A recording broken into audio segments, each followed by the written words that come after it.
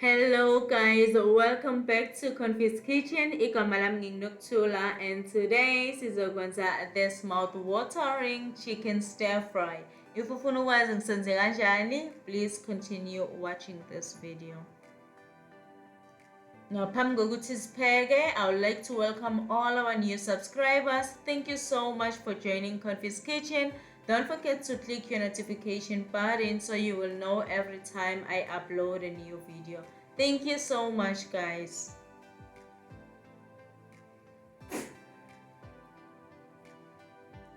Then sizosebenzisa ama-veggies wethu, sizosebenzisa i-carrot, red pepper, onion and broccoli.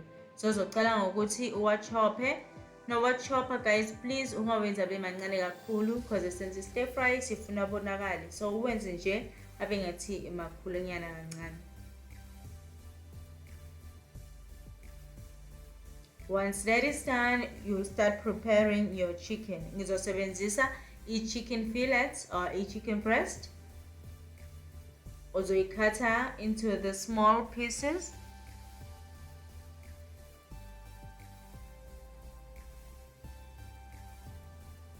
And then masawuqedile ke uzobese uyayisizina ke uzosebenzisa i-salt, black pepper, chicken seasoning and turmeric.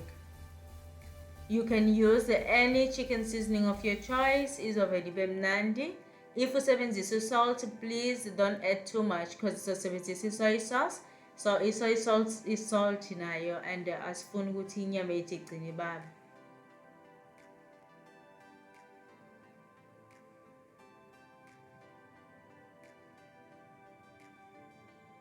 Mase uqedile ke uzomixa inyama yakho nama spices until yonke into ihlangane kahle. Bese paneni lakho ke ufaka i-oil.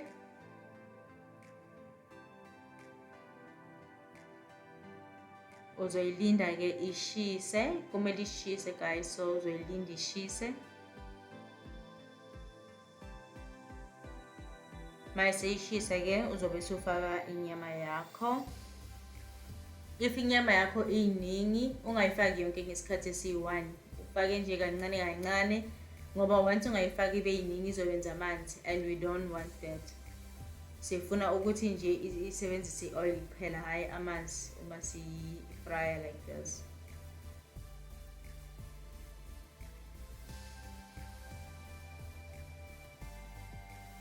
So neyami inyama beyiningi ke ngase ngidivide into 2 portions. Le yokuqala le ngizophinde ngenze le enye futhi.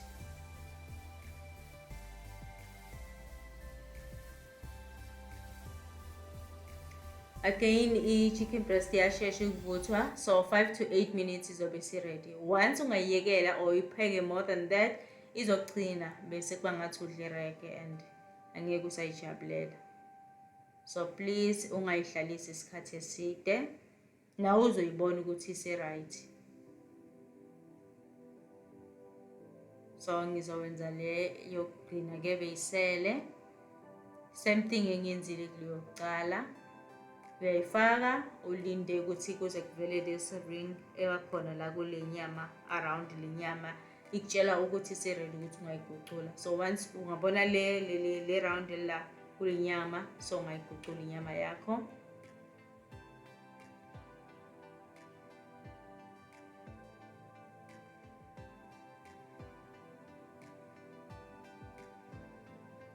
Imese ready ke uzobe usuyayikhipha ke eboneni yakho uyibeke eceleni uzokwazi ukuthi uprepare ama-veggies wakho.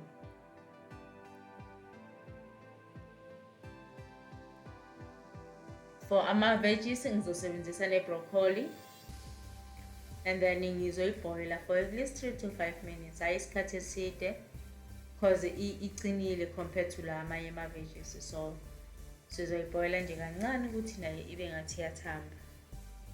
Ungayi-overcook because izobe siyabhidlika nawe ifaka nama-veggies wakho. So just 3 to 5 minutes. 45 minutes iseningi but yeah. Nawe uzoyibona mase ivuthiwe.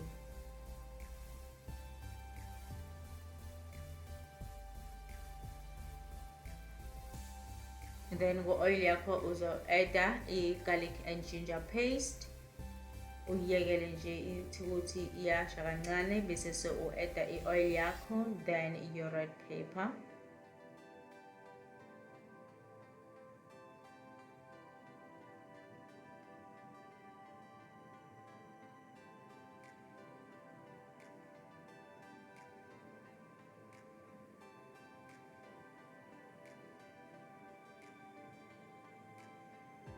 Then the rest of your veggies.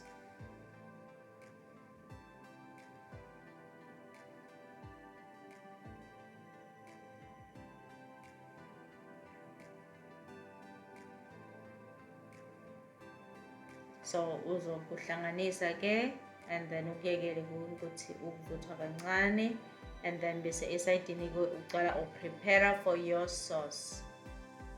For i-sauce ngizosebenzisa i-vegetable broth. If une-chicken broth ungayisebenzisa nakhona, ayinayo inkinga. Then ku-broth yami ngizo-adda i-flour,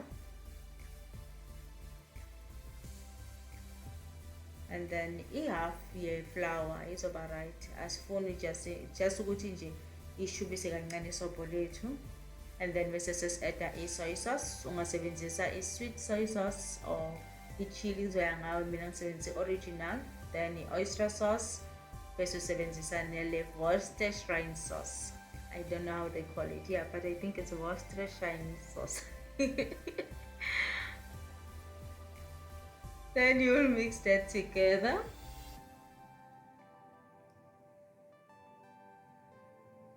Uma sehlangane kahle, and then uzobe so-adda your honey.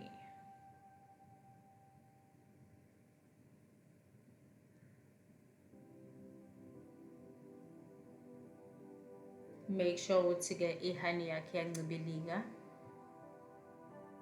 uma usuyenza ngale ndlela ke. Okay, then back to our pot. Sobisela back i-chicken yethu.